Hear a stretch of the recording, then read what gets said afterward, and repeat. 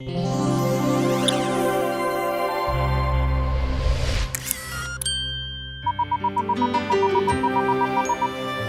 la paz del cielo y el amor de Jesús sea con cada uno de ustedes. Hola, qué alegría que estemos juntos para continuar con nuestros estudios de nuestros principios de fe. Bienvenidos. ¿Ha escuchado que debemos enfrentar el día del juicio final? ¿Enseña la Biblia de un juicio? La verdad acerca del juicio la estudiaremos hoy. Acompáñeme a descubrir en las páginas de la Biblia las buenas nuevas del juicio de Dios.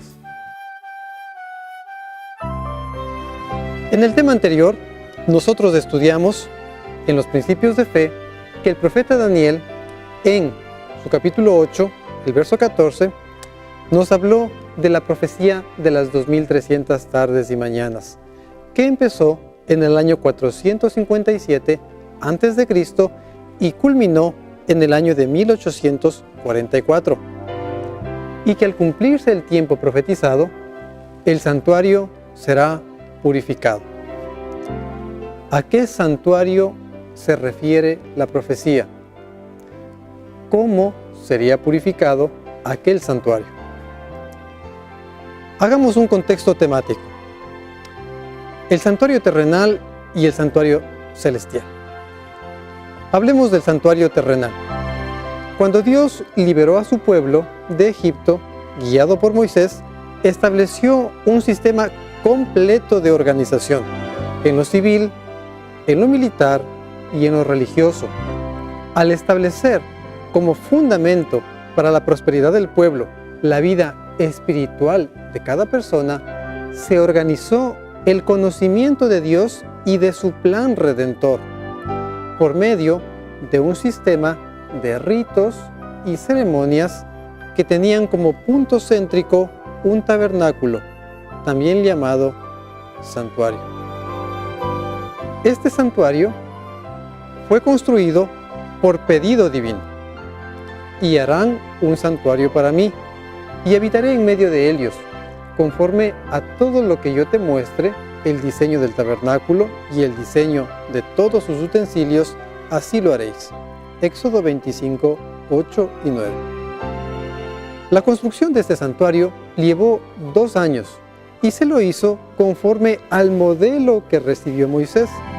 El santuario constaba de un cerramiento perimetral llamado atrio, dentro del cual estaban ubicados un altar para los sacrificios, una fuente que contenía agua y el tabernáculo. El tabernáculo estaba dividido en 2 habitaciones, el lugar santo y el lugar santísimo. En el lugar santo se ubicaba una mesa sobre la cual se apilaban 12 panes, un candelero con 7 lámparas y un altar en el que se quemaba incienso. En el lugar santísimo estaba ubicado un solo mueble, el arca del pacto, que en su interior contenía las tablas de piedra con los 10 mandamientos escritos por Dios. Posteriormente se colocó dentro de esta arca un vaso con una porción del maná con que Dios alimentó al pueblo de Israel en el desierto, y el bastón o vara del sumo sacerdote Aarón, que milagrosamente floreció. Esta arca estaba cerrada por una tapa de oro macizo llamada propiciatorio. Esta tapa estaba hermosamente decorada con un par de querubines.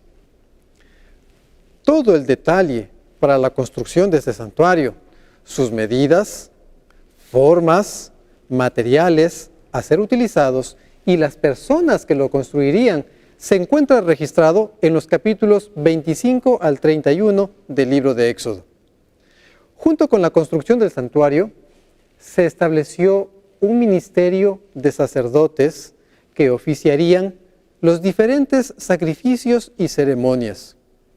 Dios determinó que existiría un sumo sacerdote y varios sacerdotes, que básicamente dividirían su ministerio en servicios diarios y anuales. En el libro de Levítico se registra todo el sistema de ritos y ceremonias que habían de realizarse en el santuario. En el capítulo 4 se registra la ceremonia que se realizaba cuando un miembro del pueblo o un sacerdote pecaban contra Dios. Habla a los hijos de Israel y diles: cuando alguna persona pecare por hierro en alguno de los mandamientos de Jehová sobre cosas que no se han de hacer, e hiciere alguna de ellas, si el sacerdote ungido pecare según el pecado del pueblo, ofrecerá a Jehová por su pecado que habrá cometido un becerro sin defecto para expiación. Traerá el becerro a la puerta del tabernáculo de reunión delante de Jehová y pondrá su mano sobre la cabeza del becerro y lo degollará delante de Jehová. Y el sacerdote ungido tomará de la sangre del becerro y la traerá al tabernáculo de reunión. Mojará el sacerdote su dedo en la sangre y la rociará 7 veces delante de Jehová hacia el velo del santuario. Y el sacerdote pondrá de esa sangre sobre los cuernos del altar del incienso aromático que está en el tabernáculo de reunión delante de Jehová.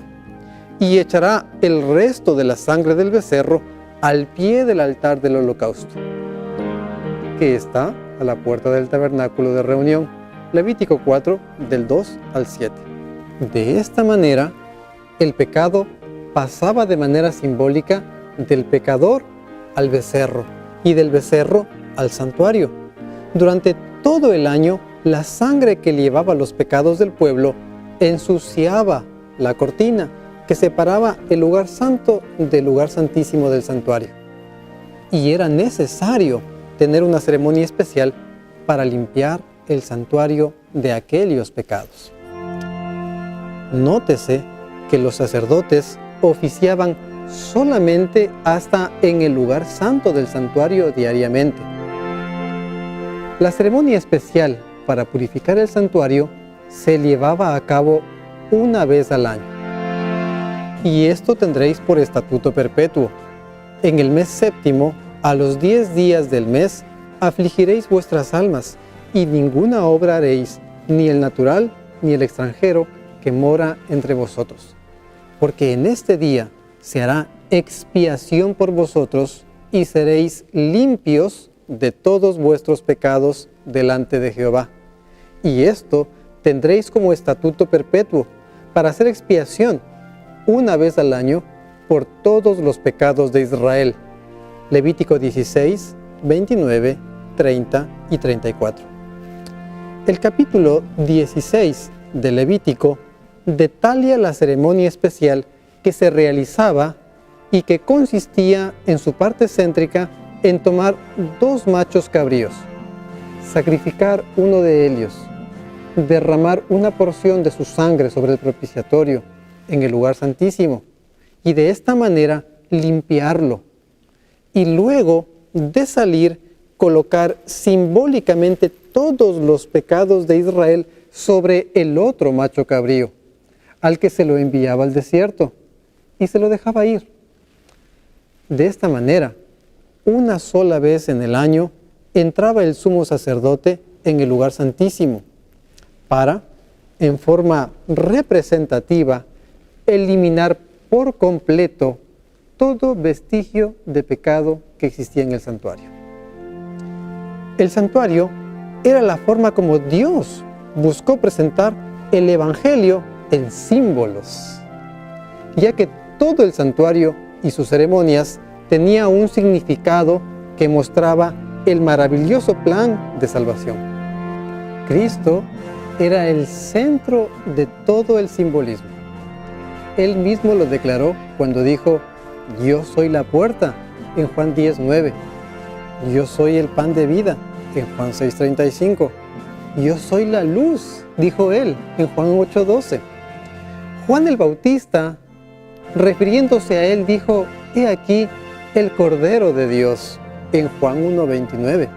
Y más aún, de acuerdo a Hebreos, Jesús es nuestro sumo sacerdote. Cristo, sacerdote y sacrificio, creador y redentor. En conclusión, el pecador merecía morir. Los pecados eran perdonados al presentar el sacrificio, pero quedaban manchando el santuario hasta que en el día de la expiación se los eliminaba definitivamente y ya no quedaba rastro alguno de ellos. Además, sabemos que este santuario terrenal tuvo su vigencia hasta que el verdadero Cordero, Jesús, fue sacrificado por nuestros pecados en la cruz. Pero Cristo, habiendo ofrecido una vez para siempre un solo sacrificio por los pecados, se ha sentado a la diestra de Dios. Hebreos 10:12. Hablemos ahora del santuario celestial. Recordemos que se le dijo a Moisés: y alzarás el tabernáculo conforme al modelo que te fue mostrado en el monte. Éxodo 26:30. El santuario terrenal era solamente una réplica del verdadero que se encuentra en el cielo. Esto lo afirmamos categóricamente, puesto que la Biblia enseña la existencia de este santuario y que Cristo es el sumo sacerdote que oficia en él. Ahora bien, el punto principal de lo que venimos diciendo es que tenemos tal sumo sacerdote, el cual se sentó a la diestra del trono de la majestad de los cielos, ministro del santuario y de aquel verdadero tabernáculo que levantó el Señor y no el hombre. Hebreos 8:12. Y porque no entró Cristo en el santuario hecho de mano, figura del verdadero, sino en el cielo mismo, para presentarse ahora por nosotros ante Dios. Hebreos 9:24. Al apóstol Juan le fue revelado en visión el santuario celestial, y el templo de Dios fue abierto en el cielo, y el arca de su pacto se veía en el templo. Apocalipsis 11:19. Después de estas cosas miré, y he aquí fue abierto en el cielo el templo del tabernáculo del testimonio. Apocalipsis 15:5. Con estos antecedentes, podemos ahora comprender a qué santuario se refiere la profecía de Daniel 8:14, cuando dice: hasta 2300 tardes y mañanas, y el santuario será purificado. Es el santuario celestial, el que está siendo purificado ahora, a partir del 22 de octubre de 1844. Hablemos de la purificación del santuario. ¿Con qué labor se purifica el santuario celestial? Al igual que en el santuario terrenal, se limpiaban los restos de sangre, precio del pecado, que lo contaminaban con una ceremonia única en el año, el día de la expiación. El santuario celestial también debe quedar libre de todo vestigio de pecado. Durante 1810 años, la segunda parte de las 2300 tardes y mañanas, Cristo intercedió por su pueblo en el lugar santo del santuario celestial, y a partir de 1844 se inició la obra de expiación o limpieza del santuario celestial a través del juicio de Dios. Los fieles que han confesado sus pecados los han colocado simbólicamente sobre Jesús, el Cordero de Dios. El precio del pecado fue pagado cuando Cristo murió en la cruz.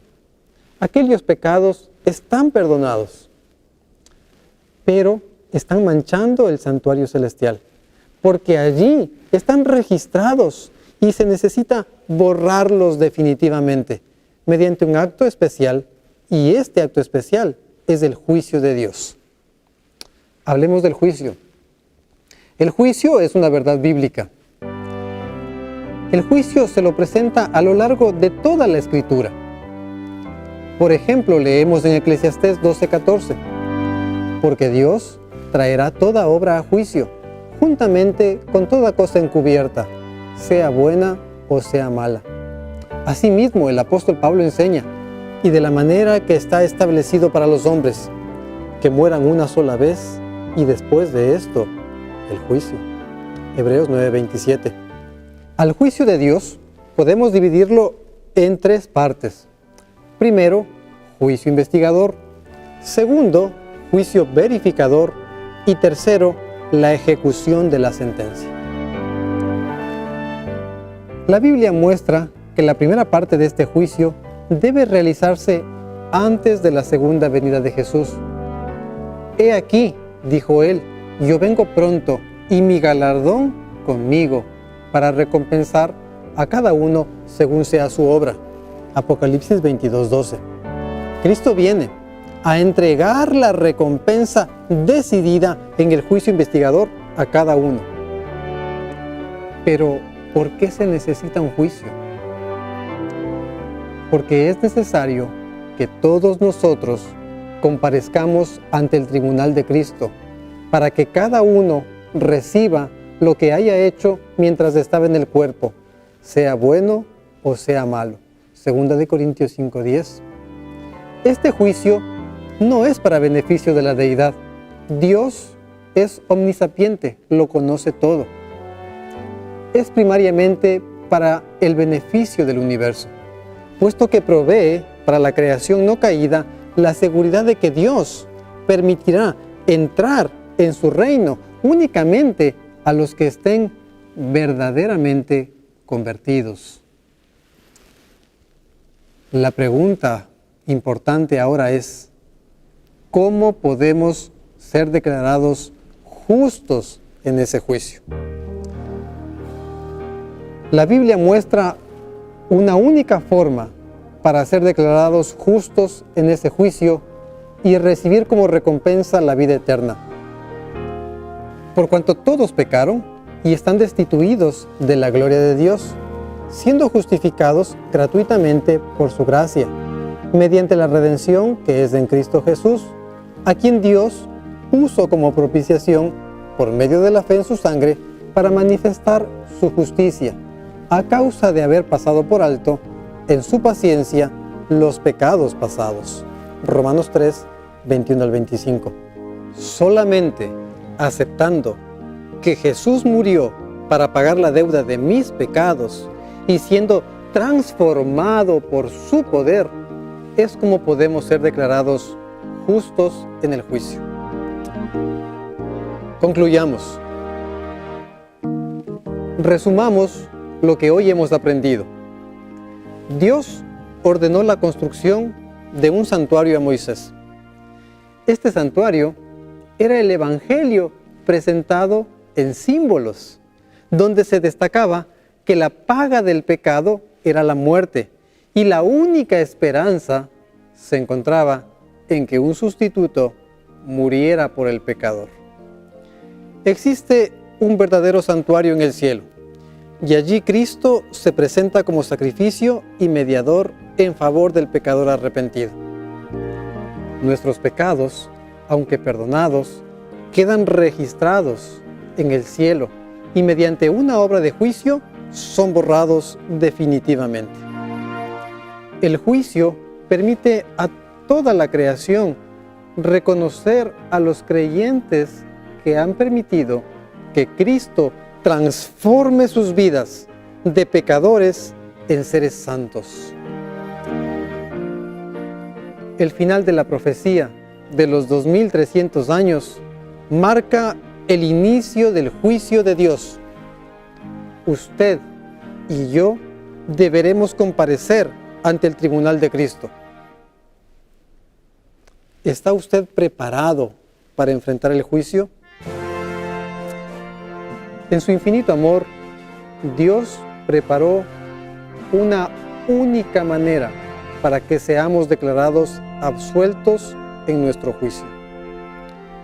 Porque de tal manera amó Dios al mundo que ha dado a su Hijo unigénito para que todo aquel que en Él cree no se pierda, mas tenga vida eterna. Porque no envió Dios a su Hijo al mundo para condenar al mundo, sino para que el mundo sea salvo por Él. El que en Él cree no es condenado. Juan 3, 16 al 18, la primera parte. Decídase por Jesús. Ámelo. Él puede transformar su vida. Oremos juntos para que esto sea una realidad. Amoroso Padre, gracias porque hoy conocemos que aún cuando tenemos que enfrentar un juicio, tenemos esperanza. Y la esperanza está en Jesús, quien ya entregó su vida para pagar nuestros pecados. Suplicamos, Padre amado, que cada uno de nosotros pueda hacer una experiencia de entrega total y completa a ti, que nuestra mente pueda ser puesta bajo tu dominio y de esa manera seamos transformados por tu poder. Aceptamos que Cristo es la garantía de nuestra salvación. En los méritos de Jesús. Amén.